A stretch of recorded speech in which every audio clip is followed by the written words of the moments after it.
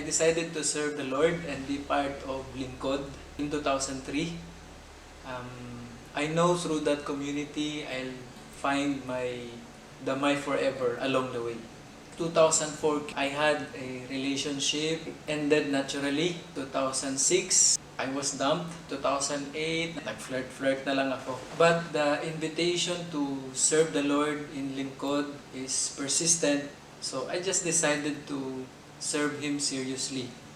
Poli and I have actually been part of the same big circle that is Lingkod ng Panginoon. I went through the state of life discernment with Ate Nels, who's now one of our ninangs, as my co-discerner. It was during that time when I discerned that I'm called to the married life, and when I also came up with a list of what are the essentials or the qualities that I prayed to find in the person that I'm going to marry. Preferably committed member of a community like Lingkod ng Panginoon. And not just member but actively serving or faithfully serving and confidently wasting her time in serving the Lord. Mas gusto ko rin yung kasama kong nagsiserve, mas makilala ko siya while we are serving together.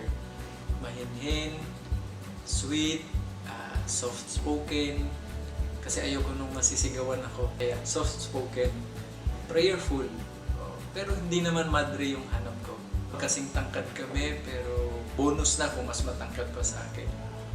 Someone responsible, flexible, who values my thoughts and opinions, has good self-esteem, and someone whom I can serve the Lord with. I was called to lead Lingkod Manila branch in 2010.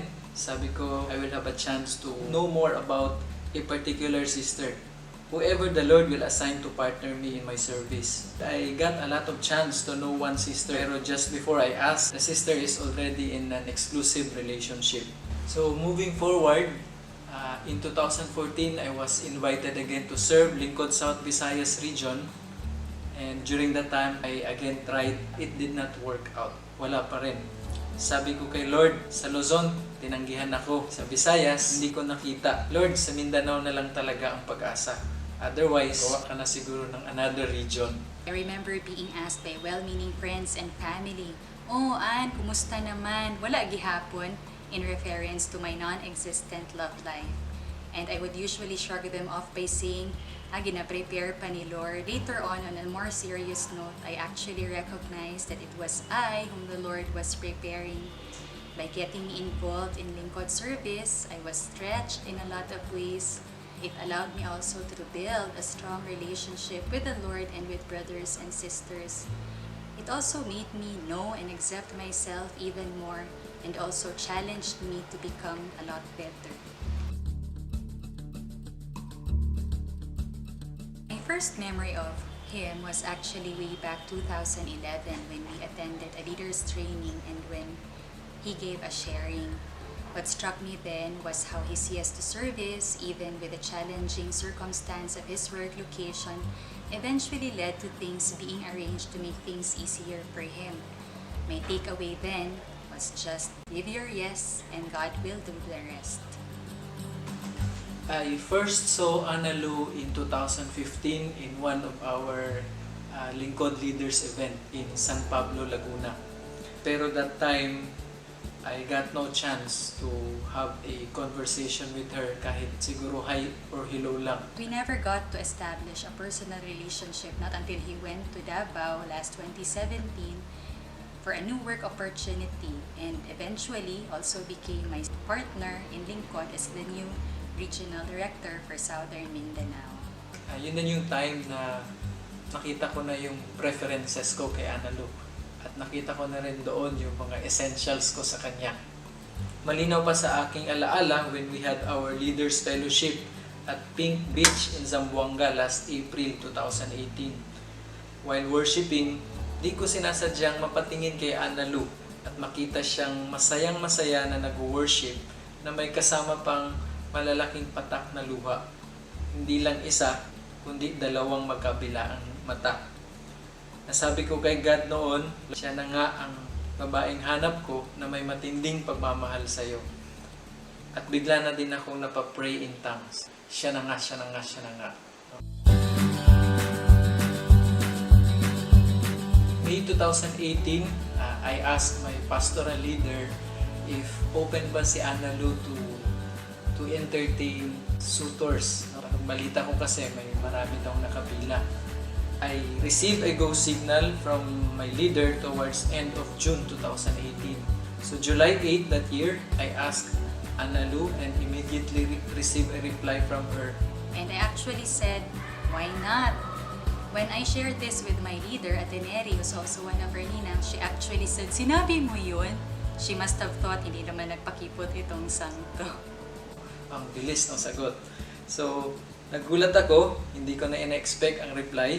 Medyo tumaas yung level of confidence ko. Kaya, July 31 kaagad that year, I asked her to make our relationship exclusive. I usually take long to decide on things, and what made me easily say yes then was because I've been praying and the Lord has also been speaking to me. Even before Poli asked me out, I've seen how responsible, faithful, fun, and selfless person he is, not just to brothers and sisters, but also to his own family. So, why not? We immediately undergo a marriage discernment program, and then after the marriage discernment, engage kami ng April 21, 2019.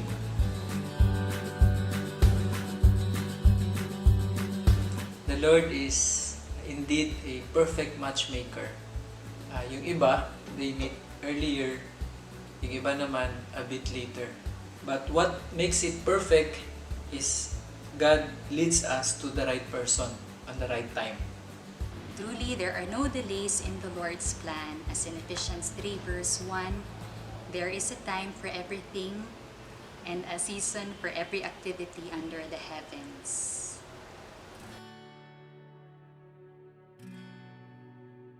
Mahal, God did not allow us to meet and know each other earlier. He made it after 38 years later. Totoo pala yung joke na after 38 years. Later is a perfect time for us because God prepared me to become the right and fitting person, fitting husband for you, and a good father to our future children. I will love you, mahal, in the next 38 years of our life together. I love you. I praise and thank the Lord for the gift of you, Mahal, the man of my prayers. Thank you for bringing out the best in me by your encouragement and your example. I look forward to the years ahead of us and look for how the Lord will work in and through us.